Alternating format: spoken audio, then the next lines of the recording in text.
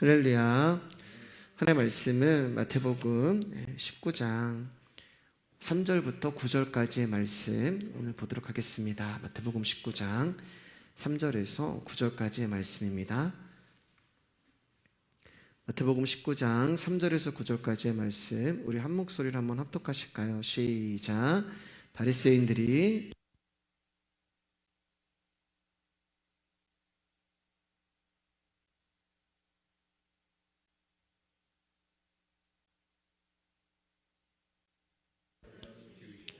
말씀하시기를, 그러므로 사람이 그 부모를 떠나서 아내에게 합하여 그들이 한 몸이 될지라 하신 것을 잃지 못하였느냐. 그런즉 이제 둘이 아니요 한 몸이니, 그러므로 하나님이 짝지어 주신 것을 사람이 나누지 못할지니라 하시니, 여짜오되 그러면 어찌하여 모세는 이혼 증서를 주어서 버리라 명하였나이까. 예수께서 이르시되 모세가 너희 마음의 완악함 때문에 아내 버림을 허락하였거니와 본래는 그렇지 아니하니라. 내가 너희에게 말하노니 누구든지 음행한 이유 외에 아내를 버리고 다른 데 장가드는 자는 간음함이니라. 아멘. 얼마 전에 이제 다른 곳에서 신앙생활 하신 한 집사님이랑 교제를 하게 되었습니다. 건강 이야기도 나누고 또 자녀 이야기 나누고 또 요새 가장 이슈가 되는 코로나 이야기도 이제 나눴어요. 이런저런 이야기들을 이제 나누고 헤어질 쯤 돼서 그분이 이런 말씀을 하시는 거예요. 사실 요사이 참 많이 갈급합니다라는 그런 말씀을 하셨어요. 그래서 그 이유가 뭔가 이제 듣기 위해서 다시 이제 이런저런 이야기를 나누는 중에 어떤 결론이 내려졌냐면은 말씀에 대한 갈급함이 있음이 이제 드러났어요. 본인은 하나님의 말씀을 듣고 싶은데 예배 시간에 도덕적인 이야기, 윤리적인 이야기를 듣는 것 같고, 그래서 예배가 끝나고 나면은 자기 속 안에 남는 것이 전혀 없다, 이런 이야기를 했습니다. 그리고 오랫동안 다닌 교회이기 때문에 교회를 옮기는 것 또한 쉽지 않은 일이기 때문에 많이 지치고 답답하다는 이야기를 듣게 되었습니다. 여러분, 많은 사람들이 성경을 보면서 도덕적인 이야기, 또 종교적인 이야기, 윤리적인 이야기를 끄집어내려고 합니다.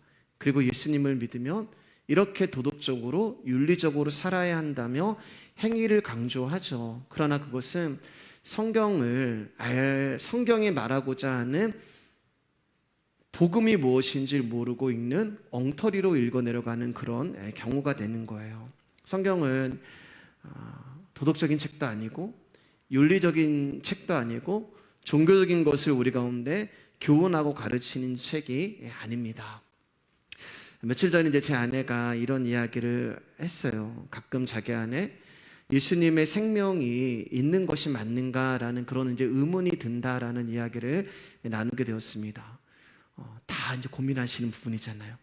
정말 이 모습이 예수님이 계신가? 내 안에 진짜 예수님의 생명이 있는가? 그런데 예수님의 생명이 내 안에 있는데 왜 내 삶은 때로는 답답하고 왜 이렇게 좀 무의미한가라는 그런 이제 이야기를 또 고충을 나눈 적이 있습니다. 그래서 제가 이렇게 물어봤어요. 그런 의문과 답답함이 사라질 때는 언제냐 이렇게 물어봤어요. 답답하고 무의미하고 내가 이렇게 사는 것이 예수님 믿는 게 맞나? 내 안에 예수님이 계시다고 하는데 예수님의 생명이 내 안에 있는 게 맞나? 그런 의심이 사라지고 물음이 사라지고 답답함이 사라질 때가 언제냐 이렇게 물어봤을 때 그때 답이 뭐였냐면 말씀을 들을 때라는 답이 났습니다. 말씀 앞에 머물고 말씀을 들을 때 내 안에 나라는 존재가 그분의 은혜로 덮여지는 것을 우리가 경험을 하죠. 그리고 말씀을 들을 때 예수 그리스도의 생명이 나와 함께 하시며 내 안에 있던 근심과 걱정과 불안과 두려움이 사라지는 것을 느끼게 돼요. 그 순간에 말씀으로 충만하면은 조금 전까지 내가 고민했던 것들, 그 집사님처럼 갈급했던 것들, 내가 예수님의 생명이 내 안에 계신가라는 그런 의심이 들었던 것들, 그런 것들이 다 사라져 버리게 되고 오직 내 안에 말씀으로 말미암아 충만함만 남게 되는 것입니다.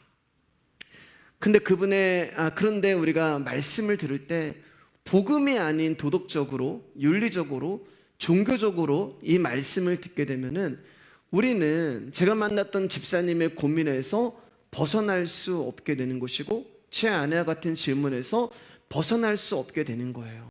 그러면 우리는 또 그것을 위해서, 채우기 위해서 무언가를 해야 되는, 또 해내야 하는 사람의 행위의 자리, 예수 그리스도가 앉아 계셔야 되는 그 자리에 사람의 행위가 앉게 되는 그런 모순을 겪게 되는 것입니다.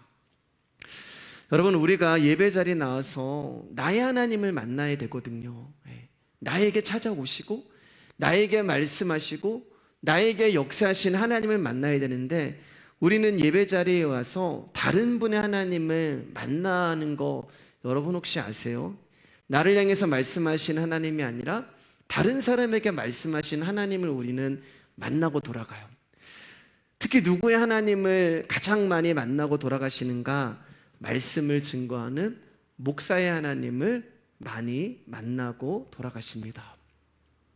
목사가 경험한 하나님, 목사에게 역사한 하나님, 그러니까 나에게 찾아오시고 나에게 말씀하시고 나에게 역사하시는 하나님을 만나야 되는데, 우리는 말씀을 통하여서 예수 그리스도의 십자가가 아닌 다른 것을 듣게 되면은 그 사람이 만난 하나님을 마치 나의 하나님인 것처럼 듣고 가요.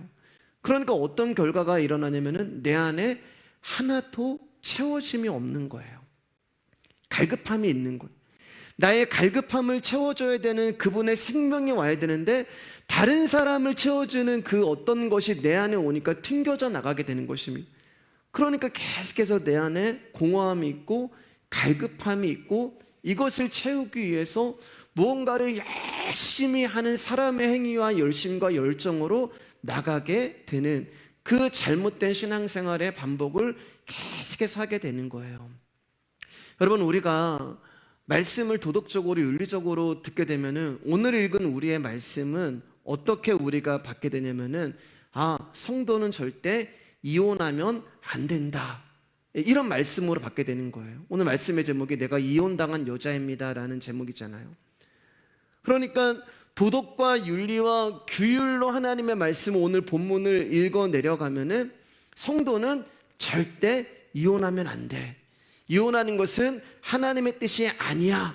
그렇기 때문에 무슨 일이 있어도 성도는 참고 살아야 돼. 이렇게 우리가 말씀으로 들리는 거예요. 그렇게 어떤 규율로 그 말씀이 들리는 것입니다. 그러나 다시 한번 말씀드리고 또 말씀을 드리지만, 성경은 오직 예수 그리스도의 십자가와 하나님의 은혜가 무엇인지 그것만을 증거하는 책이지, 저와 여러분의 결혼, 저와 여러분의 이혼, 또 우리가 인생을 살아가면서 있어야 되는 어떤 지혜, 우리가 인생을 살아가면서 필요한 윤리와 도덕을 가르치는 책이 아니라는 거예요. 그러면 오늘 우리가 읽은 내용은 무엇이냐? 이혼과 결혼에 관한 내용이 아니라 이 말씀에도 예수 그리스도의 복음, 예수 그리스도의 십자가, 하나님의 은혜가 담겨져 있는 것입니다. 그럼 어떤 비밀이, 복음이 오늘 말씀에 담겨져 있는지 조금씩 들어가 보도록 할게요. 먼저 마태복음 19장 6절 말씀 한번 읽도록 하겠습니다. 시작. 그런즉 이제 둘이 아니요 한 몸이니 그러므로 하나님이 짝지어 주신 것을 사람이 나누지 못할지니라 하시니. 결혼식 하면 주례에 굉장히 많이 등장하는 구절이잖아요. 이 구절만 딱 보면은 부부는 하나님께서 짝지어 주신 것이기 때문에 사람이 나누지 못하게 되어 있으므로 이혼하는 것은 하나님의 뜻이 아니야. 성도에게 있어서는 절대 있을 수 없는 일이야. 이렇게 이제 우리가 결론으로 가게 되는 거예요. 제가 이제 아는 목사님이 이제 한 가지 본인 목회 가운데 프라이드가 있었는데, 그게 뭐냐면은 내가 목회를 하면서 지금까지 한 가정도 이혼한 가정이 없었다, 이제 이런 말씀을 하셨어요. 그리고 그런 이야기를 강단에서 종종 하셨습니다. 우리 교회는 이혼한 가정이 없다고요. 근데 어느 날 그 교회에 한 가정이 이혼을 하게 된 거예요. 그러니까 어떤 일이 일어났냐면은 이혼한 그 가정으로 인하여서 무슨 일이 생기는 거예요? 목회하면서 한 번도 교회 이혼은 한 가정이 없었던 목사님의 목회에 스크래치가 나는 거예요. 큰 흠이 생기게 되는 거예요. 그리고 그 가정, 그 사람은 목사님 목회 가운데 굉장히 큰 흠을 낸 사람으로 찍히게 되었고, 이혼을 했다는 것은 믿음이 없는 거고 말씀대로 살지 않았다는 그런 증거가 되기 때문에 그분들은 결국 교회를 떠나게 되었어요. 여러분, 사실 결혼과 이혼은 예수님을 믿는 사람 또 그렇지 않은 사람을 막론하고 모든 남녀가 겪는 인생의 현실의 문제잖아요. 물론 이제 결혼하지 않고 독신을 고집하는 사람도 있지만 모든 남자와 여자는 결혼을 하게 되어 있고, 또 결혼한 사람들 중에는 우리가 이제 백년해로 한다고 하잖아요. 백년해로 하는 사람도 있지만 여러 가지 이유로 중간에 그 결혼이 깨지고 이혼을 하는 부부도 있습니다. 결국 이혼이라는 것은 뭐냐면은 결혼을 통해서 이루어진 부부의 관계를 깨트리는 것이 이혼이 되는 거예요. 그리고 오늘날은 이혼이 그렇게 심각한 일이 아니잖아요. 일반인들한테는, 일반 사람들한테는 크게 심각한 일이 아니에요. 돌싱이라고도 이야기하고 한번 갔다 왔다라고도 이야기하고, 그게 어떻게 유머스러운 말로서도 그렇게 대화가 될 만큼 지금은 이혼이라는 것에 대해서 큰 심각한 일로 아닌 것이 사회적인 전체적인 분위기. 또 매스컴을 보면은 오히려 이혼한 게 잘했다, 이렇게 이제 가는 경향도 있습니다. 물론 이제 결혼해서 실패했다는 어떤 약점을 안고 또 그것을 바라보는 시선을 느끼면서 살아가야 되는 그런 아픔은 있을 수 있겠지만, 그게 내가 인생을 살아가는 것 가운데 나를 못 살게 만들고 나를 막 주저앉게 만들고 그런 거는 아니란 말이에요. 일반인들 가운데는, 사회라는 곳 가운데는. 근데 이혼이라는 것이 어디에서는 크게 문제가 되냐? 교회 안에서는 문제가 되는 거예요. 교회 안에서는. 왜요? 하나님 이렇게 말씀하셨거든요. 교회는 하나님의 말씀을 따라 사는 공동체가 되는 것인데, 하나님이 이렇게 말씀을 하셨는데 성도가 이혼을 해? 그러면 하나님 말씀에 불순종을 하는 것이고 하나님이 원하시지 않는 방향으로 나가는 거란 말이에요. 그러니까 우리 안에 어떤 사고방식이 인식이 되어 있냐면은, 성도는 이혼하면 안 돼. 성도가 이혼하는 것은 하나님이 원하시지 않아. 무슨 일이 있어도 참고 견뎌야 되고, 무슨 일이 있어도 부부관계를 유지해야 하는 것이 성도의 의무야. 이런 인식이 이제 우리 안에 팽배해져 있는 거예요. 제가 지금 이혼을 찬성하고 그러는 거 아니에요. 저는 이혼을 찬성하는 것도 아니고 또 이혼을 하지 마라 이런 이야기를 하는 게 아니에요. 아까도 분명히 말씀드렸지만 말씀은 예수 그리스도의 십자가의 복음을 이야기하는 것이지 우리의 도덕과 윤리적인 것을 이야기하는 것이 아닙니다. 그래서 여러분 오늘 말씀 듣고서 이제 오늘 설교 조금 길을 수가 있는데요. 말씀 듣고서 그래서 목사님 이혼하는 게 맞아요? 그렇죠. 그런 말씀 물어보시면 여러분 잘못 설교를 들으신 거예요. 성경에서 말하는 결혼이라는 것은 각기 다른 두 몸이 만나 한 몸을 이루는 것이죠. 그래서 부부를 한 몸이라고 말을 합니다. 그러나 여러분 한번 생각해 보세요. 다들 결혼하시는 분들이니까 실제로 우리가 이제 부부가 한 몸이라고 이야기하지만 진짜 한 몸이세요? 한 몸이라는 것은 한 뜻, 한 생각, 한 마음을 가지고 있는 게 한 몸이잖아요. 나니까 내가 생각하는 것이 같아. 근데 우리가 수십 년 부부의 관계를 이제 맺고 결혼해서 살고 있지만 수십 년이 지나도 진짜 나랑 안 맞아. 이런 게 있잖아요. 생각이 틀리잖아요. 부부는 한 몸이라고 이야기하는데 생각이 틀리고 뜻이 틀리고 마음이 틀려요. 그러면 한 몸이에요? 아니에요? 네, 아니잖아요. 네, 한 몸이 아니란 말이에요. 창세기 2장 23절 보면 이제 아담이 여자를 딱 만들었을 때 뭐라고 얘기했냐면은 이는 내 뼈 중에 뼈요 살 중에 살이라 얘기해요. 그 말은 뭐냐면 한 몸이란 얘기예요. 내 뼈고 내 살이다. 근데 이 말씀이 언제 쓰여졌냐? 하나님이라는 법이 들어오기 전에, 즉 죄를 짓기 전에 아담이 여자를 보고 이렇게 얘기했어요. 그러니까 죄라는 것이 우리 가운데 들어오기 전에는 남자와 여자가 한 몸이었단 말입니다. 내 뼈가 되고 내 살이 되는 거예요. 그러나 죄를 짓게 되니까 뭐라고 얘기해요? 너 선악과 누가 먹으라고 했니? 그렇게 얘기하니까 당신이 만들어준 저 여자가, 그렇게 이야기를 해요. 예. 내 뼈 중에 뼈요 살 중에 살이라고 했던 그 둘이 한 몸을 이루었던 남자가 여자가 죄가 들어오면서 분리가 일어나기 시작하는데, 저 여자 때문에, 저 남자 때문에 내가 이 모양 이 꼴이 되었습니다 라는 고백을 하게 되는 거예요. 그러니까 죄라는 것은 우리라는 존재로 하여금, 주일날도 말씀드렸지만 자기 중심적으로 살아가게 만들어 버리는 거예요. 내가 아무리 사랑하는 여자가 있고 사랑하는 남자가 있고 아내가 있고 남편이 있다 할지라도 내가 먼저가 되는 거예요. 나 중심이 되는 것입니다.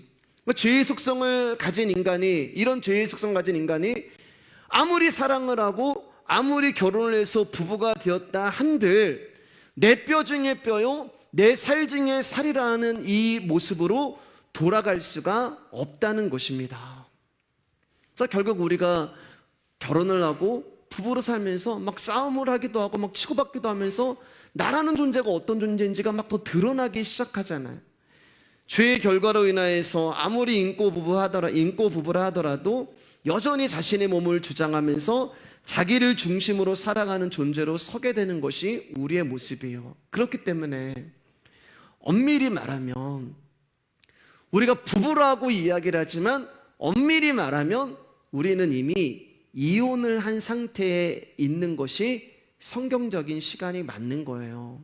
왜냐하면 여러분, 이혼이라는 정확한 뜻은 절대로 하나가 될 수 없는 분리된 상태를 이혼이라고 얘기하거든요. 그러니까 우리는 한 몸이라고 얘기하지만 뜻이 틀리고 생각이 틀리고 마음이 틀리면 우리는 한 몸이 되지 않고 부부라고 이야기하지만 이혼을 한 상태가 어떻게 보면 맞는 것이기도 합니다. 다시 이제 우리 이혼에 조금만 더 말씀드리고 본론 한번 들어가 볼게요. 여러분, 정말 이혼하면 하나님의 말씀을 어기는 것일까요? 정말 이혼을 하면 믿음이 없는 것일까요? 그러면 부부가 서로 맞지 않고 불화가 있고 심지어 막 폭행이 성행하는 관계에 있다 할지라도 예수님의 뜻이 이혼하는 것에 있지 않기 때문에 참고 견디며 신앙생활하는 것이 진짜 말씀대로 사는 것인가? 그리고 또 하나, 오늘 본문이 과연 예수님이 우리 가운데 이혼하지 말라는 것을 강조하시기 위해서 하시는 말씀일까? 아까도 말씀드렸지만 예수님은 우리의 결혼과 이혼에 대하여 관심이 없어요. 그리고 오늘 말씀은 표면적으로는 이혼에 대해서 금지하는 것처럼 보이지만 절대로 그런 내용과 연관이 없는 말씀이 되는 것입니다. 그렇기 때문에 이제 본론으로 들어가기 전에 다시 한번 여러분 성경 말씀을 도덕적 윤리적으로 듣지 마시고 나에게 하시는 언약, 나에게 하시는 약속, 나에게 하시는 복음으로 들으시기를 주님의 이름으로 축복합니다. 바리새인들이 예수님을 찾아왔어요. 그리고 이제 예수님을 시험하기 시작합니다. 그들의 의도가 뭐냐면 이혼이라는 문제를 가지고 와서 예수님은 곤란하게 만들려는 것 가운데 그 의도가 있는 거예요. 바리새인들이 뭐라고 얘기하면은 모세는 이혼 증서를 써주면서 이혼을 하라고 했는데 당신은 산상수훈에서 말하기를 이혼을 하지 말라고 이야기를 하셨다. 그러면 어느 말이 맞는 것이냐? 이혼을 하라는 것이냐? 이혼을 하지 말라는 것이냐? 이제 이 물음을 예수님께 던지기 시작합니다. 그리고 그 물음에 대한 답은 예수님이 두 가지 중에 하나밖에 할 수가 없는 거예요. 옳다, 그르다. 자, 그 전에 먼저 예수님이 산상수훈에서 뭐라고 하셨는지 한번 볼게요. 마태복음 5장 31절 32절입니다. 시작. 또 일렀을 때 누구든지 아내를 버리려거든 이혼 증서를 줄 것이라 하였으나, 모세가 이제 이렇게 얘기한 거예요. 32절입니다. 시작. 나는 너희에게 이르노니 누구든지 음행한 이유 없이 아내를 버리면 이는 그로 간음하게 하며 또 누구든지 버림받은 여자에게 장가드는 자도 간음함이니라. 그러니까 예수님은 모세는 이제 이혼 증서를 주고 이혼을 하라고 얘기했는데, 나는 너희 가운데 말하는데 음행한 연고 없이 아내나 남편이 간음을 하지 않았다면은 이혼하지 말고 살아라, 이렇게 이제 말씀하는 거예요. 그러니까 바리새인들이 이제 이 문제를 가지고 나온 거예요. 모세는 이혼을 하라고 했는데 왜 당신은 이혼을 하지 말라고 합니까? 예수님이 이제 대답할 수 있는 것은 두 가지예요. 아내를 버리는 것이 옳다.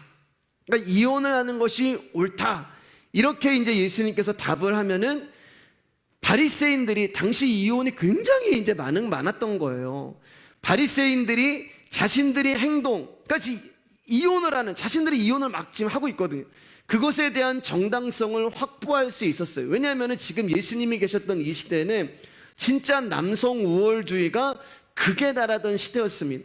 그래서 오병이어 사건을 보면은 그 여자가 인구 계시에 들어가지도 못하는, 여자는 사람으로 취급하지 않는 그런 시대가 예수님이 지금 사역하고 계시는 공생의 기간이 되는 거예요. 그러니까 여자를 남자의 부속품 정도로 이제 여겼고, 히브리 문헌을 보면은 말씀 보니까 이제 찾아보니까 남자가 죽을 때 여자는 남자의 물건이라는 개념이기 때문에 살아있으면서 같이 생매장을 당하는 그런 분위기였던 거예요. 이러한 시대적 분위기와 현실 속에서 예수님이 모세 율법에 반박을 하는 거죠. 너희들 이혼하지 마. 모세는 이혼하라고 얘기했는데 이혼하지 마. 그렇게 이제 말씀을 하고 계시는 거예요. 그러니까 예수님이 만약에 아내를 버리는 것이 옳다라고 하시면 이혼을 하지 말라는 당신의 말씀을 뒤엎는 모순을 행하게 되는 것이고, 아니다, 아내를 버리면 안 된다라고 이야기하면은 예수님이 지금 모세 율법을 어겨버리는 거예요. 이해가 되세요? 예. 그러니까 예수님이 이제 이혼을 하면은 안 된다 이렇게 말씀하시면은 바리새인은 이혼하는 게 맞습니까? 안 맞습니까? 라고 얘기했을 때 이혼하는 게 안 된다 라고 하는 것은 율법에는 이혼을 하라고 했거든요. 어제 좀 이따 보겠지만, 그럼 당신이 뭔데 율법을 어깁니까? 당신이 뭔데 모세가 한 그 하나님 말씀을 어깁니까? 그래서 그 이유를 가지고 예수님을 고소할 수가 있는 것이고, 또 하나는 이혼하는 게 맞다라고 예수님이 답을 하시면, 아니 당신이 산상수훈에서는 이혼하지 말라고 얘기해놓고서는 왜 또 이혼을 하는 게 맞다고 얘기합니까? 그것을 가지고도 예수님이 거짓 증거했다고 고소할 수가 있는 거예요. 그런데 예수님께서 그들이 생각하고 있었던 답이 아닌 다른 답을 이제 오늘 내어놓으십니다. 그러면 먼저 모세가 율법에 뭐라고 했는지 한번 보도록 할게요. 이제 이 말씀은 신명기 24장 1절 말씀을 인용한 것입니다. 시작. 사람이 아내를 맞이하여 데려온 후에 그에게 수치되는 일이 있음을 발견하고 그를 기뻐하지 아니하면 이혼 증서를 써서 그의 손에 주고 그를 자기 집에서 내보낼 것이요. 그러니까 지금 유대인들은, 이 바리새인들, 히브리 남자들은 모세가 한 이 신명기 24장의 1절 이 말씀을 가지고 자기 마음대로 해석을 해서 이혼 규례를 만든 거예요. 여기 보면 이제 1절을 보면은 이혼을 하는데 모세가 이혼 증서를 써줘라라고 얘기하는데, 이혼을 하게 되는 그 이유가 있어요. 어떤 경우에 이혼을 하게 되냐면은 아내에게서 수치되는 일이 발견이 되면 남편은 그 아내를 버릴 수가 있는 거예요. 이게 이제 율법인 거예요. 근데 이 수치되는 일이 기준이 애매모호해요. 그래서 남편이 아내에게 이제 수치되는 일이 뭐라고 딱 정해진 것이 없는 거예요. 그러니까 이런 거죠. 밥을 했는데 밥이 맛 없어요. 그럼 수치되는 일이에요. 그럼 뭐예요? 너 나가. 이렇게 되는 거예요.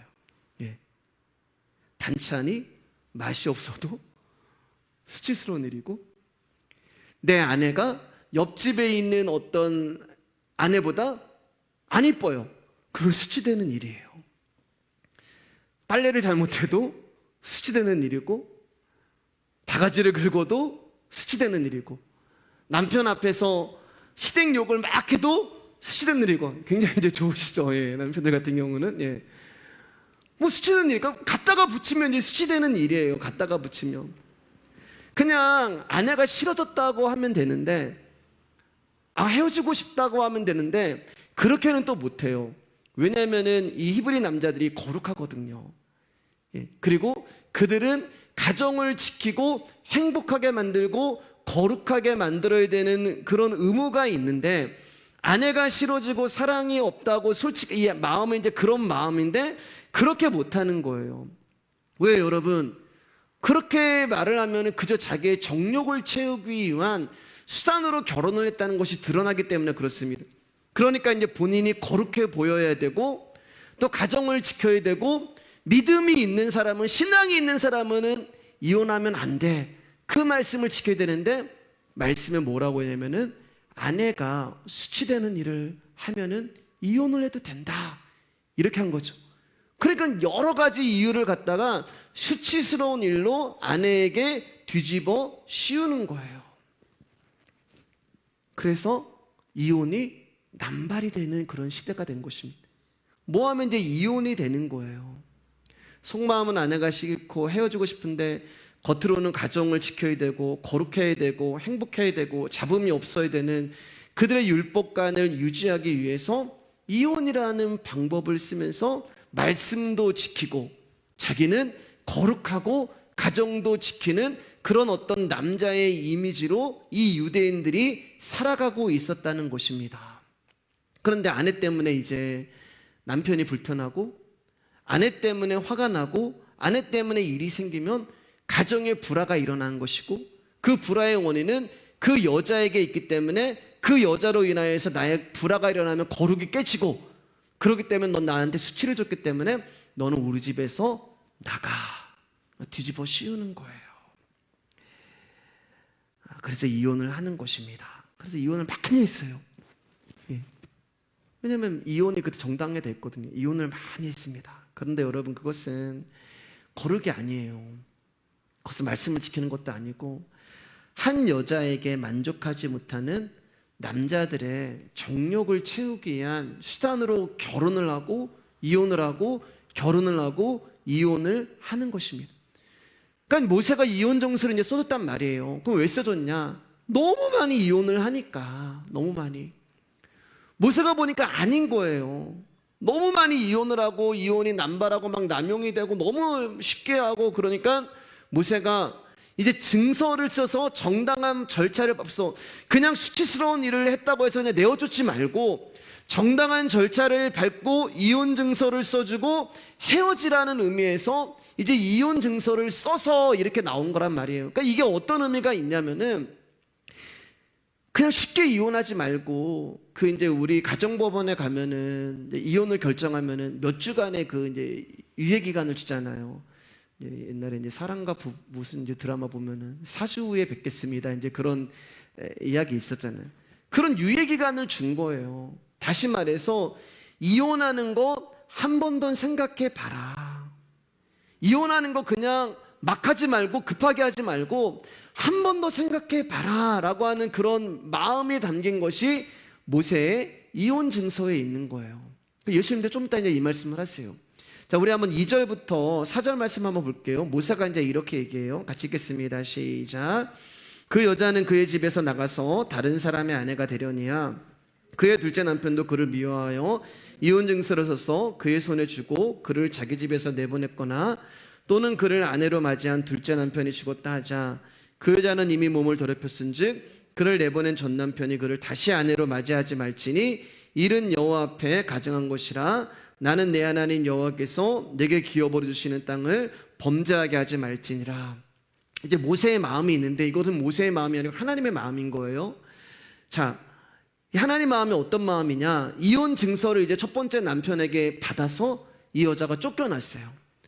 그리고 다른 남자를 만나서 결혼을 했습니다. 근데 이 둘째 남편도 이 여자에게 수치스러운 일을 발견하고 또 이 여자에게 이혼 증서를 써준 거예요. 그러니까 얼마나 지금 이혼이 남발을 하고 여자라고 하는 존재를 어떻게 여기는지에 대해서 지금 잘 보여주고 있는 거예요. 근데 둘째 남편이 죽었어요. 이 여자가 이제 혼자 된 거예요. 그런데 전 남편, 첫 번째 남편이 생각해 보는 거예요. 아, 그래도 내가 인생을 살아보니까 내가 처음 결혼한 그 여자가 뭐 이제 좋은 여자였어. 처음 결혼한 그 여자가 진국이었어. 이제 그런 후회가 들잖아요. 구간이 명간이다. 이게 뭐 표현이 어떨지 모르겠지만 그런 마음이 든 거예요. 근데 그 여자가 다른 남자랑 결혼했는데 그 남자가 이제 죽었단 말이에요. 그러니까 혼자 됐단 말이에요. 그러면은 다시 이제 합칠 수 있는 거잖아요. 근데 그렇게 하지 말라는 거예요. 성경에서. 그 남자가 죽었다고 다시 그 여자를 데리고 와서 재혼하지 말아라. 그렇게 지금 말씀하고 있는 거예요. 왜냐하면은 그렇게 하는 것이 이미 여자는 몸을 더럽혔고 그것은 여호와 앞에 가증한 것이기 때문에 다시 재혼하지 말아라. 근데 여러분 좀 이해가 안 되잖아요. 재혼할 수 있는 거예요. 예, 그 남편도 죽고 혼자 남았기 때문에 우리 다시 잘해봅시다, 여보. 이러면서 이제 다시 이제 잘할 수가 있는 거죠. 근데 성경에서는 그걸 허락하지 않는 거예요. 그걸 가증한 거라고 얘기하고 그것은 여자가 더럽혀졌다고 이야기를 합니다. 그러면 정말 그래서일까? 정말 가증한 것이고 여자의 몸이 더럽혀졌기 때문에 결혼을, 재혼을 다시 하지 말라는 것일까? 아니란 말입니다. 여러분, 하나님이 우리가 다른 남자가 우리가 이제 신부잖아요. 다른 남자에게 갔다 와서 하나님이 우리를 더럽다고 말씀하지 않으세요. 그걸 가증한 거라고 말씀하지 않으세요. 그러면은 예수님이 요한복음 4장에 남편을 5번이나 줄기차게 갈아치운 그 여인한테 가가지고 내가 너의 진짜 남편이야 라고 그를 치료하시고 회복시켜 주시면 안 되는 거예요. 가서 그 여자 가운데 심판을 명해야 되는 거예요. 저주를 퍼부셔야 되는 거예요. 너 지금 간음했어? 내가 너의 남편, 너 지금 벌써 남편을 몇 명째 가르친 거야? 근데 예수님 그렇게 하지 않으세요. 그러니까 예수님이 말씀하시는 것은, 성경에 말씀하는 것은 가증한 것도 아니고 여자가 더럽혀진 것도 아니라 무슨 말이에요? 그런 후회하지 말고 이혼하지 말아라, 그 얘기를 하는 거예요. 이혼하기 전에 이 여자가 나중에 생각해, 그때 그 여자가 진짜 좋은 여자였는데, 그런 후회하기 전에 한 번 더 생각해보고 조금 더 신중하고 조금 더 고민을 하고 결정을 하라는 얘기예요. 그 말씀인 거예요. 그러니까 쉽게 얘기하면은, 야, 결혼이 장난이냐? 이혼이 장난이냐라고 말씀하고 있는 것입니다. 그러니까 모세가 이혼을 하려거든 이혼 증서를 써주고 이혼을 하라는 것은 너무나 함부로 이혼을 하는 자들의 죄악을 고발하는 거예요. 자기의 정욕과 행복만을 위해 율법까지 이용하면서 사랑하는 인간의 죄악성을 폭로하는 것이지, 모세가 이혼 증서를 써줬다고 해서 그것을 합법적으로 승인해주고 그것을 밀어주는 그런 것이 아니란 말이에요. 그러니까 우리는 이 말씀 안에 담겨있는 하나님의 뜻을 봐야 되는데, 히브리인들과 유대인들, 바리새인들은 그 말씀을 문자적으로 그냥 이 팩트대로 가져와가지고 얘기를 하니까, 모세가 이혼하라고 했잖아, 수치스러운 일이 발견되면 이혼하라고 했잖아, 그렇게 이야기를 하는 거예요. 그리고 예수님은 당신의 마음이 그게 아니기 때문에 간음한 영고 외에는 이혼하지 말아라. 모세는 그렇게 이야기했지만 너희들 모세가 왜 이혼 증서 쓰라고 했는지 아니? 너희들 그 뜻을 모르잖아. 모세가 이혼 증서를 쓰라고 하는 것은 너무 쉽게 여자를 버리고 너무 쉽게 너희가 이혼을 하기 때문에 조금 더 생각해보고 조금 더 신중하고 조금 더 고민하고, 결혼이 그렇게 장난이 아니고 쉬운 것이 아니기 때문에 한 번 더 진중하게 생각해 보라는 그런 이야기야. 그 말씀을 하고 있는 거예요. 그 예수님이 이제 오늘 본문으로 다시 돌아오면 7절 8절에서 이렇게 말해요. 우리 4절 6절 읽기 전에 한번 7절 8절 읽을게요. 시작. 여짜오되 그러면 어찌하여 모세는 이혼 증서를 줘서 버리라 명하였느까? 이제 제자들하고 바리새인들이 물어보는 거. 모세가 이렇게 얘기하지 않았습니까? 그러니까 예수님은 뭐라고 얘기해요? 8절 읽을게요. 시작. 예수께서 이르시되 모세가 너희의 마음의 완악함 때문에 아내 버림을 허락하였거니와 본래는 그렇지 아니하니라. 그러니까 왜 버린 거예요? 완악함 때문에. 완악함이 뭐예요, 여러분? 우리의 죄악 때문이라고. 너희가 악하기 때문에. 너희의 마음의 본심이, 너희의 본성이 악하고 죄인이기 때문에 그런 것이지, 본래 모세가 이혼 증서를 쓰라고 했던 의미는 그런 뜻이 아니야 라고 예수님이 정확하게 말씀을 해주고 계시는 거예요. 자, 이제 4절 6절 한번 그럼 볼까요? 4절 6절입니다. 시작. 예수께서 대답하여 이르시되 사람을 지으시니가 본래 그들을 남자와 여자로 지으시고 말씀하시기를 그러므로 사람이 그 부모를 떠나서 아내에게 합하여 그 둘이 한 몸이 될지니라 하신 것을 읽지 못하였느냐? 그런즉 이제 둘이 아니요 한 몸이니 그러므로 하나님이 짝지어 주신 것을 사람이 나누지 못할지니라 하시니, 4절 말씀을 보면 하나님이 사람을 지으시는데 남자와 여자로 지으셨다고 말씀을 하세요. 그리고 5절을 보면은 한 몸이라고 이야기를 하십니다. 하나님이 당신의 형상으로 남자와 여자를 만드셨어요. 그리고 남자와 여자 이 둘이 결국 한 몸이 되는 거예요. 그러면 여러분 지금 이 말씀에는 세 명의 이렇게 모든 세 가지의 존재가 등장하는 거예요. 남자라는 성, 여자라는 성, 그리고 제3의 성, 이렇게 표현하는 게 뭐하지만 제3의 성이라는 한 몸이 등장하는 거예요. 이해가 되시죠? 여기 지금 세 가지가 있는 거예요.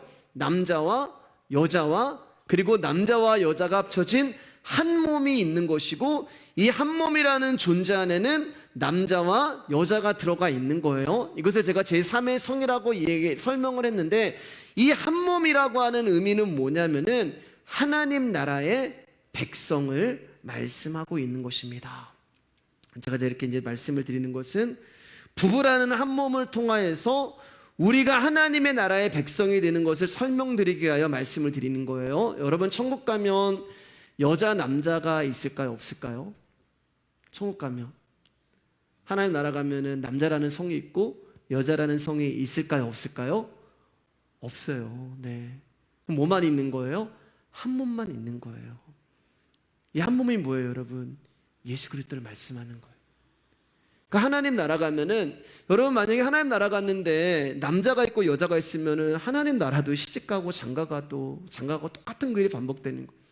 하나님 나라에는 남자도 없고 여자도 없습니다. 누가복음 20장 34절 36절입니다. 시작.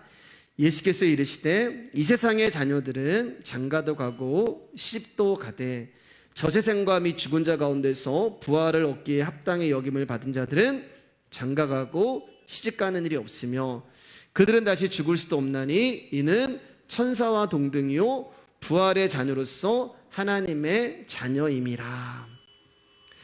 천국에는 남자도 없고 여자도 없어요. 천국에는 남자와 여자의 성이 없어서 시집가고 장가가는 일이 없단 말입니다. 그러면 아니 그럼 천국에도 없는 남자와 여자를 왜 만드셨냐는 거예요. 천국에도 없는 부부라는 관계를 왜 이 땅에서 만들어 주셨냐는 거예요. 왜 남자를 만들고 여자를 만들어서 이 땅에 던져 놓으시고 왜 그들을 부부라는 관계로 맺어 주시는 거예요. 맺어 주시냐는 거예요. 자, 이 질문에 대한 이제 답을 드리기 전에 하나님이 그러면 언제 남자와 여자를 창조하셨는지 볼게요. 창세기 1장 26절에서 27절입니다. 시작. 하나님이 이르시되 우리의 형상을 따라 우리의 모양대로 우리가 사람을 만들고 그들로 바다의 물고기와 하늘의 새와 가축과 온 땅과 땅에 기는 모든 것을 다스리게 하자 하시고 하나님이 자기 형상 곧 하나님의 형상대로 사람을 창조하시되 남자와 여자를 창조하시고. 자, 여기 이제 26절을 보면은 하나님이 우리의 형상이라고 얘기해요. 우리의 형상. 그러니까 복수로 쓰이는 거예요. 우리의 형상. 성부 하나님, 성자 하나님, 성령 하나님의 형상, 복수를 얘기하는데 27절을 가면은 당신의 형상이라고 이야기를 해요. 자기 형상. 예.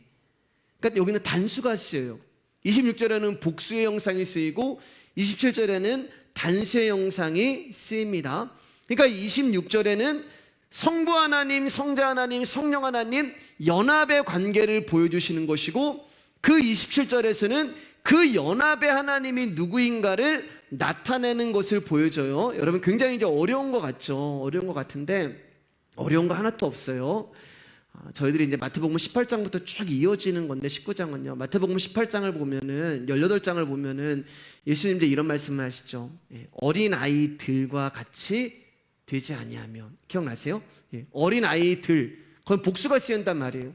어린 아이들과 같이 되지 아니하면 하나님 나라에 들어갈 수 없다. 이렇게도 얘기하셨는데 예수님이 또 뭐라고도 말씀하시냐면은 누구든지 이 어린 아이와 같이, 그러니까 복수로도 말씀하시고 단수로도 말씀을 하세요. 하나 더 볼게요. 창세기 15장 5절입니다. 한번 읽을까요? 시작. 그를 이끌고 밖으로 나가 이르시되 하늘을 우러러 무뼈를 셀 수 있나 보라. 또 그에게 이르시되 내 자손이 이와 같으리라. 여기 보면 이제 하늘을 우러러 무뼈는 복수란 말이에요.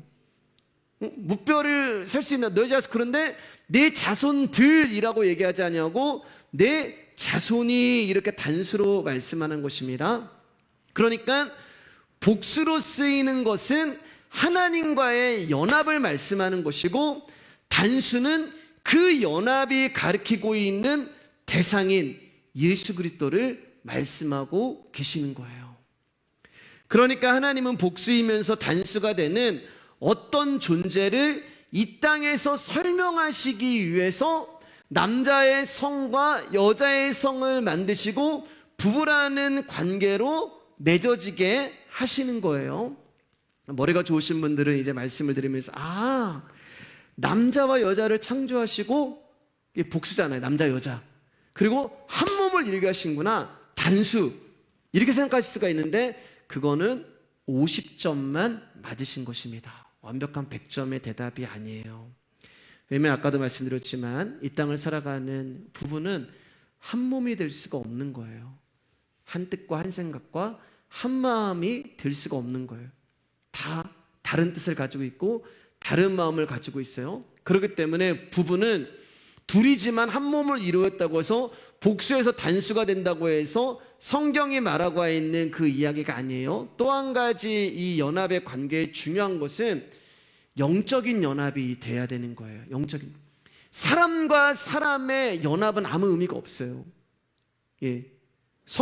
우리의 형상을 따라 하나님과의 영적인 연합이 연합이라고 하는 의미가 되는 것입니다. 그러면 복수이면서 단수고 한 몸인 그 정체는 무엇일까? 거기에 대한 답을 드리기 전에 조금만 더 이제 형상과 모양에 대해서 나누고 말씀 계속 진행할게요. 형상과 모양 여러 번 이제 나누었어요. 여러분 가운데. 여러분, 형상이 무슨 뜻이라고 했어요? 여러 번 나눴는데 그릇이라고 말씀드렸습니다. 무엇을 담을 수 있는 그릇. 우리의 형상대로, 그러니까 하나님이 저와 여러분들을 뭘로 창조하셨냐면 형상으로 창조를 하셨는데 그릇으로 창조를 하신 거예요. 그 다음에 뭐가 오냐면은 우리의 모양이 와야 되는, 모양은 실체가 되는 거예요. 그러니까 그릇 안에 무엇이 담겨야 되는 거예요. 그러니까 우리라고 하는 그릇 안에 예수 그리스도라고 하는 그 씨가 오는 거예요. 그분이 오시는 거예요. 그러니까 우리라고 하는 여자라고, 우리가 이제 성경에서 아내란 말입니다. 신부로 많이 얘기하잖아요. 신부라고 하는 그 그릇 안에 남편이신 예수 그리스도가 와서 합쳐지는 것이 한 몸이 되는 거예요. 이해가 되시죠? 그래서 첫 번째 아담이라고 하는 그릇 안에 마지막 아담이신 예수 그리스도가 포개짐으로 말미암아 완벽한 예수 그리스도가 되는 거예요.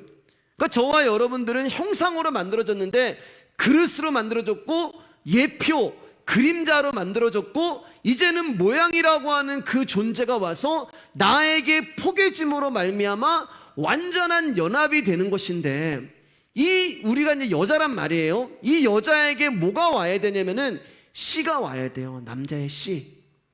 남자의 씨가 와야 되는데, 이 씨가 뭐냐면은 제가 뭐라고 말씀드렸냐면은 말씀이라고 말씀을 드렸어요. 말씀. 그래서 농부가 씨를 뿌리는 비유에 대해서 말씀드렸잖아요. 그릇이라고 하는, 여자라고 하는 우리 가운데 이 씨를 가진, 말씀을 가진 그 예수 그리스도가 와서 포개지는 것을 완전한 연합이라고 말씀을 드리는 것입니다. 창세기 2장 24절 말씀이에요. 크게 읽을까요? 시작. 이러므로 남자가 부모를 떠나 그의 아내와 합하여 둘이 한 몸을 이룰지라. 아담과 하와한테 하신 말씀인데, 아담과 하와 가운데 부모가 어디 있어요, 여러분? 부모가 어디 있어요? 부모가 없단 말이에요. 그리고 여기 성경을 보면은 여자가 부모를 떠나는 게 아니고 남자가 부모를 떠난다라고 말씀하잖아요. 근데 이 남자가 누구냐면은 예수 그리스도를 말씀하는 거예요. 예수 그리스도가 아버지 하나님을, 부모를 떠나서 그의 아내가 누구예요?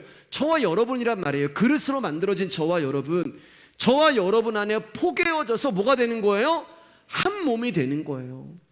그러니까 이생을 살아갈 때 남자와 여자가 만나가지고 부부관계를 해가지고 한 몸이 되는 그런 의미를 얘기하는 것이 아니라, 예수 그리스도가, 그 모양이신 예수 그리스도가 하나님 나라를 떠나서 저와 여러분 안에 들어오셔서 한 몸을 이루는 것을 부부라고 하는 그 관계를 통하여서 하나님이 우리 가운데 말씀하고 계시는 거예요.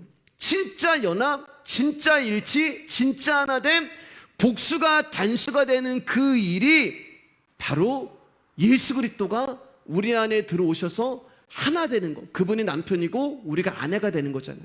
그리고 그 복수이면서 단수인 것을 이 땅 가운데 하나님이 딱 그림으로 던져놨는데 그게 뭐냐면은 교회가 되는 곳입니다. 교회. 부부가 아니라 교회가 되는 거예요. 에베소 1장 23절입니다. 시작. 교회는 그의 몸이니 만물 안에서 만물을 충만하게 하시는 이의 충만함이니라. 교회는 우리를 말하는데 우리는 몸이잖아요. 그의 몸이니라고 하는 것은 그리스도가 우리의 머리가 된다는 말입니다. 그러니까 머리이신 그리스도와 몸인 우리가 하나가 됨으로 말미암아 한 몸이 되는 거예요.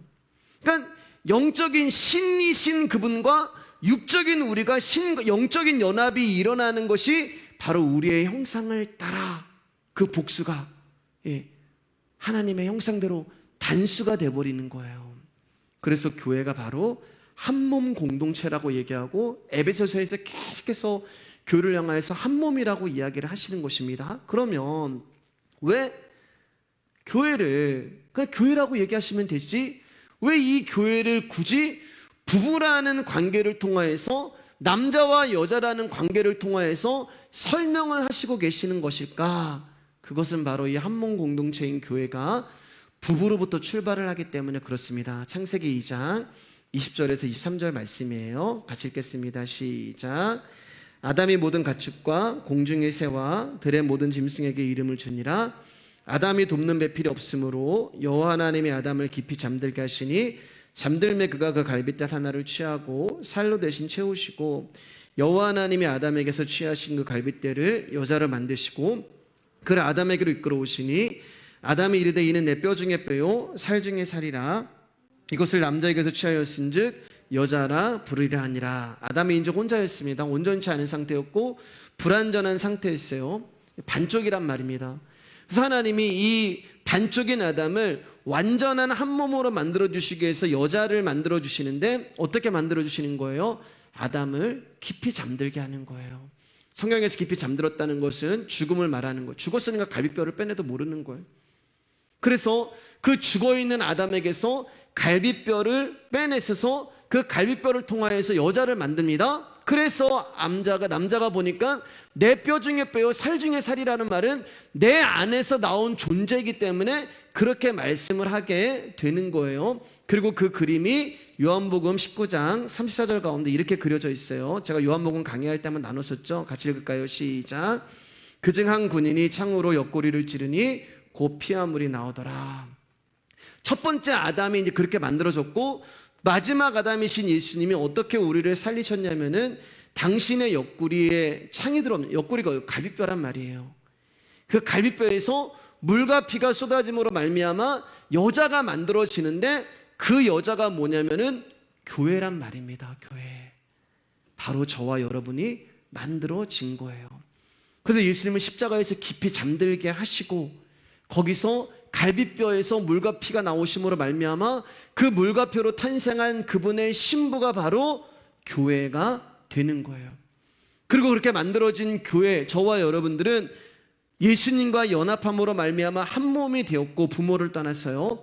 그리고 그분이 내가 그분 안에 들어가는 완전한 연합과 일치, 한 몸을 이루게 되는 거예요. 그래서 이것을 사도 바울이 뭐라고 얘기하냐? 에베소 5장 30절에서 33절 말씀입니다. 시작. 우리는 그 몸의 지체임이라. 그러므로 사람이 부모를 떠나 그의 아내와 합하여 그들이 한 육체가 될지니 이 비밀이 크도다. 나는 그리스도와 교회에 대하여 말하노라.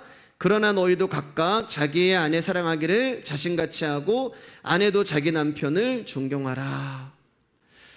자, 이제 좀만 더 힘내서 이제 말씀을 이제 들어주세요. 바울이 뭐라고 얘기해요, 여러분? 비밀이 크도다. 비밀이. 무슨 비밀이요? 교회가 어떻게 만들어졌는지. 어떻게 부부라는 것을 통하여서 한 몸이 되는 그 의미가 무엇인지. 그러니까 바울이 뭐라고 했냐면은 나는 그리스도와 교회에 대하여 말하노라. 이 말이 뭐예요? 결혼에 대해서 얘기하는 게 아니야. 그 뜻이 되는 거예요. 지금 내가 이야기한 것은 남편들아 아내를 존경하고 남편들아 아내를 사랑하고 아내들아 남편을 존경하라는 것은 그리스도가 교회 하듯이 교회가 그리스도께 하듯이 그렇게 이제 에베소 5장 앞에 쭉 말씀하신단 말이에요. 그러니까 지금 바울이 얘기하고 있는 결혼에 대해서 말씀하는 것은 우리가 인생을 살아가면서 시집가고 장가가고 뭐 이혼하고 아들 딸 잘 낳고 성공하고 행복하고 싸우고 그것에 대해서 말씀하는 것이 아니라 나는 그리스도와 교회에 대하여서 말하노라. 뭘요? 결혼이라는 것을 통하여, 부부라는 것을 통하여, 왜 이혼하면 안 되는지 그걸 통하여, 그것을 통하여서 뭘 얘기하냐면 지금 복음을 말씀하고 있는 것입니다. 그래서 그것을 비밀이라고 말씀하고 계시는 거예요. 그리스도가 교회인 우리를 어떻게 사랑하셨고 교회가 어떻게 탄생을 하게 되었고 그것을 부부라고 하는 관계를 통하여서 한 몸을 이룬다는 것이 무슨 의미인지를 말씀하고 있는 것입니다. 우리는 이 땅에서 부부로 살면서 여러분 어떤 게 많냐면 이제 부부싸움을 하잖아요. 부부싸움을 이제 하게 되면 저도 이제 가끔 부부싸움을 할 때가 있는데 그러면 여러분 어떤 걸 보면 어떻게 보면 제일 가까운 사람이 이제 부부라고 할 수가 있는데 아내가 남편에게 화를 내고 남편이 아내에게 이제 화를 내면서 어떤 거를 이제 우리가 알게 되냐면 나는 정말 나에게 가장 가까운 사람에게도 그 사람도 내가 사랑할 수 없는 존재구나. 나는 나에게 가장 가까운 사람에게도 딴 마음을 품고 가는 그런 존재구나. 그것을 사실 하나님 우리 가운데 알게 하시는 거예요. 그게 뭐예요, 여러분? 간음인 거예요. 그게 간음. 간음이라는 것은 육체로는 내 배우자가 나와 함께 있는데 마음으로는 다른 일을 생각하는 것이 간음이라는 말입니다. 우리는 전부 그러면 저와 여러분들은 이혼을 당해야 되는 거예요. 왜 여러분? 우리의 남편이 예수님이잖아요.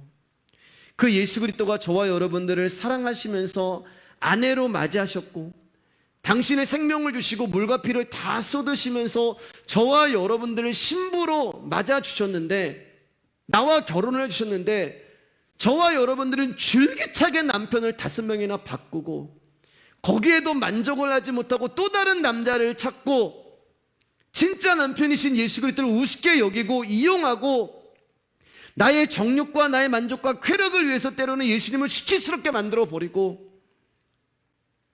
그래서 우리는 그 죄악으로 인하여서 이혼을 당해야 하는 그런 존재들이 바로 저와 여러분이 되는 거예요. 여러분 우리는 어떤 노력을 해도 안 되는 사람입니다. 그 어떠함으로도 그분과 하나가 될 수가 없어요. 솔직히 신앙이 있는 것 같지만 우리의 속마음은 죄악 가운데 뒹굴고 있고 그렇지 않으세요? 믿음이 있다고 이야기하지만 여전히 나라는 존재의 정욕과 쾌락을 위해서 살아가고 내가 예수님 믿는다고 이야기를 하지만 여전히 내 관심은 세상에 있고 간음하는 거예요. 근데 예수님 뭐라고 말씀하셨어요? 누구든지 간음하면은 이혼하라고 얘기하셨잖아요. 그럼 우리는 지금 남편에게 수치를 주고 있는 거예요.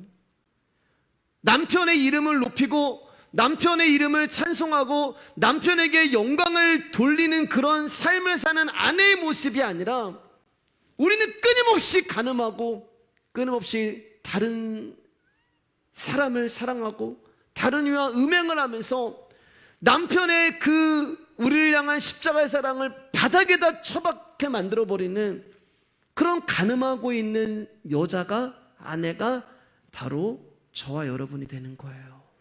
그럼 어떻게 되어야 된다고요? 버림을 받아야 돼요. 모세 율법에 따라서 저와 여러분들은 그분으로부터 버림을 받아야 되고 이혼을 당해야 하는 것입니다. 근데 예수님이 뭐라고 말씀하셨어요? 예수님이 여러분 말씀은 언약으로 듣는 거예요. 뭐라고 말씀하세요? 하나님이 짝지어 주신 것을 사람이 나누지 못할지니라. 하나님이 짝지어 주신 게 뭐예요, 여러분? 예수 그리스도라고 하는 남편과 나라는 존재가 한 몸을 이룬 거잖아요. 부부가 된 거예요. 그분과의 혼인잔치가 이루어진 거예요. 그 하나님이 짝지어 주신 거예요. 나는 버림을 당해야 되고 나는 이혼을 당해야 되고, 나는 그분을 수치스럽게 만들고, 나는 끊임없이 간음을 했기 때문에 예수님으로부터 내침을 받아야 되고 버림을 받아야 되고 지옥에 가야 되는데, 예수님이 뭐라고 말씀하시냐면은 하나님이 짝지어 주신 것을 사람이 나누지 못한다. 누구든지 너를 나에게서 빼앗아 갈 자가 없다. 너는 나를 떠나서 다른 남자에게 음행을 하고 간음을 해도 너는 여전히 나의 아내고 너는 여전히 나의 신부다. 그게 사마리아 여인으로 나타나는 거예요. 그래서 예수님이 이혼하지 못한다라고 말씀하시는 거예요. 나는 너를 버리지 못한다. 모세는 그렇게 얘기했지만 나는 너를 떠날 수가 없다라고 말씀하는 거예요. 그럼 이제 호세아 말씀만 조금만 나누고 이제 말씀을 마치도록 할게요. 호세아 말씀을 보면 우리를 뭐라고 말씀하면 창녀라고 얘기하세요. 근데 그냥 창녀도 아니고 늙은 창녀라고 말씀을 하십니다.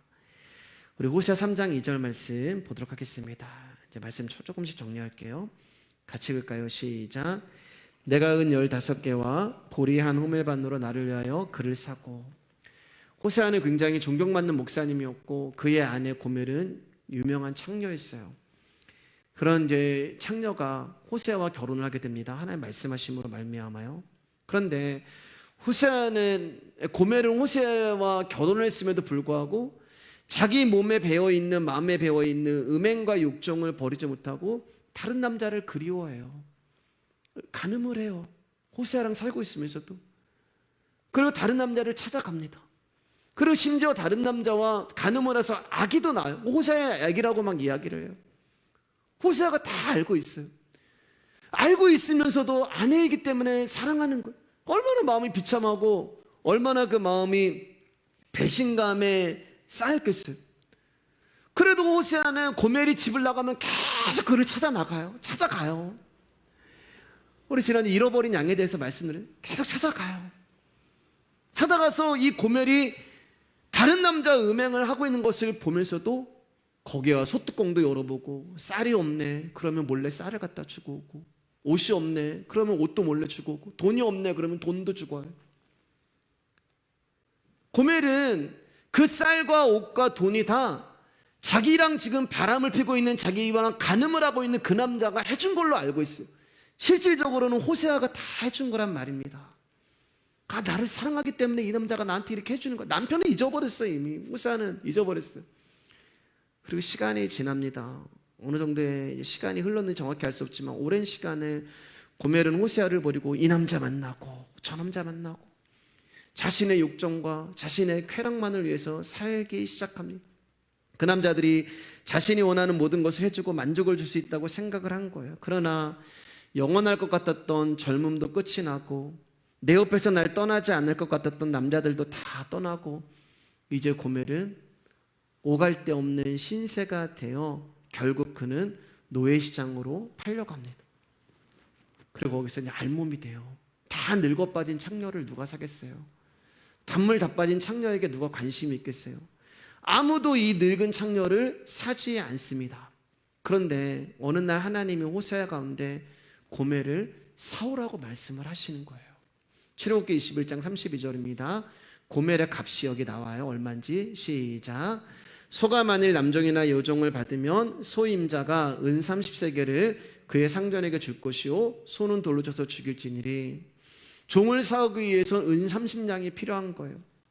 이걸 속전이라고 하는데, 그래서 호세아가 이제 은 15냥을 준비하고 보리 한 호멜반을 준비해요. 은 30냥을 가져가면 되는데 은은 15냥만 준비하고 보리 한 호멜반을 준비하는데, 왜 그러냐면 민수기에 이렇게 쓰였기 때문에 그렇습니다. 민수기 말씀 볼까요? 시작. 한 남자가 그 여자와 동침하였으나 그의 남편이 눈에 숨겨 드러나지 아니하였고 그 여자의 더러워진 일에 증인도 없고 그가 잡히지도 아니하였어도 그 남편이 의심이 생겨 그 아내를 의심하였는데 그의 아내가 더럽혀지거나 또는 그 남편이 의심이 생겨 그 아내를 의심하였으나 그 아내가 더럽히지 아니하였든지 그의 아내를 데리고 제사장이라고 와서 그를 위하여 보리가루 10분의 1 에바를 헌물로 드리되 그것에 기름도 붓지 말고 유향도 두지 말라. 이는 의심의 소재요 죄악을 기억나게 하는 기억의 소재라. 여기 이제 보리가루 10분의 1이 바로 보리 한 호멜반이 되는 거예요. 그러니까 은 30냥으로 종을 사와야 되는데 돈은 은 15냥을 준비했고 보리한 호멜반이 얼마냐면 은 15냥이 되는 거예요. 이해가 되시죠? 합쳐서 은 30냥이 되는 것입니다. 근데 이 보리한 호멜반이 오늘날 무게로 따지면은 350리터가 돼요. 그걸 호세아가 지고 가는 거예요. 고멜이라고 하는 늙은 창녀인 저와 여러분을 가늠하고 세상의 힘과 연합해서 예수님보다 그것을 더 사랑했던 저와 여러분들을 사기 위하여 예수 그리스도가 보리한 호멜반이라고 하는 그 무거운 십자가를 지시고 저와 여러분들을 찾아온 것입니다. 나 같은 늙은 것을 누가 사가겠어? 나 같은 늙은 것 가운데 누가 관심을 갖겠어? 이제 고멜은 늙어 죽을 수밖에 없는 거예요. 다 홀딱 벗겨져가지고 아무도 고멜에게 관심이 없는데 자기 눈앞에 은 15냥과 보리 한 호멜반이 툭 하고 떨어지는 거예요. 누가 날 위해서 이렇게 많은 금액을 주고 나를 사는 거야 라고 고멜이 눈을 들어 봤을 때 그 앞에 누가 계셨어요? 그의 남편이신 호세아가 있는 거예요. 그리고 그에게 비단을 들러줍니다. 벌거벗은 우리에게 예수 그리스도가 죽으시고 당신의 옷을 입혀주시는 거예요. 그리고 호세아가 이렇게 말합니다. 우리 마지막으로 읽을까요? 시작. 그에게 이르기를 너는 많은 날 동안 나와 함께 지내고 음행하지 말며 다른 남자를 따르지 말라. 나도 내게 그리하리라 하느라. 간음하지 말아라. 얘기하는. 간음하면 너 나랑 이혼해야 돼. 예수님 말씀하신 거잖아요. 요한복음 8장에서도 예수님 말씀하시잖아요. 나도 너를 정죄하지 않을 거니. 너 이제 다시는 죄짓지 마. 다시는 간음하지 마. 호세아의 이름이 구약에서는 호세아인데 신약으로 넘어오면 예수가 돼요. 예수의 구약의 이름이 히브리어 이름이 호세아가 되는 거예요. 호세아의 이름의 뜻은 구원입니다. 예수님의 이름의 뜻은 구원. 자기 백성을 그들의 죄에서 구원할 자. 예수님이 저와 여러분들을 은 30냥에 사신 거잖아요. 은 15냥과 보리 한 호멜반으로 저와 여러분들을 사시고 그리고 저와 여러분들을 다시 신부로 맞아주시는 거. 왜요? 한 몸이 되어야 되거든. 하나님이 짝지어 주신 것을 사람이 나눌 수 없느니라. 그 언약 때문에, 그 약속 때문에 나는 예수님을 버려두고 끊임없이 간음함에도 불구하고 계속 그분 우리를 찾아오시는 거예요. 너는 내 신부야. 너는 내 사랑이야. 너는 내 어여쁜 자야. 여러분, 고멜이 뭘 호세아한테 얘기를 했겠어요? 저와 여러분들이 고멜이라면 어떤 고백을 했겠어요? 어떻게 이 은혜 앞에 뭐 주세요, 뭐 주세요, 뭐 주세요 이런 기도를 할 수가 있겠어요? 하나님 어떻게 나 같은 자를 다시 아내로 삼아주셨습니까? 하나님 어떻게 나 같은 것을 다시 구원해 주셨습니까? 사랑하는 여러분, 진짜 남편이신 예수님은 우리 가운데 이혼 증서를 써주실 수가 없어요. 수치스러운 일이 우리 그냥 늘 수치잖아요. 우리 삶이 수치잖아요. 그럼에도 불구하고 그분은 우리 가운데 이혼 증서를 써주실 수가 없습니다. 왜? 우리를 버리실 수가 없기 때문에. 우리를 내치실 수도 없고 우리를 포기하실 수도 없기 때문에 그냥 사랑해 주시는 거예요. 그 언약 때문에, 약속 때문에.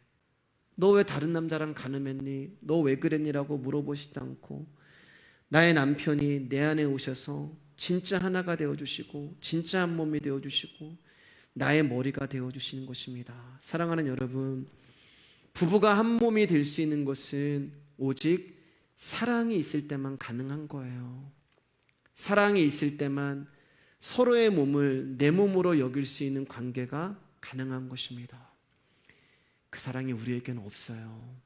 그런데 그 사랑을 가지고 계신 예수 그리스도가 우리 안에 찾아오심으로 말미암아 이제 우리가 그 사랑을 할 수 있는 자가 되었고 용서를 할 수 있는 자가 되었고 섬길 수 있는 자가 되었습니다.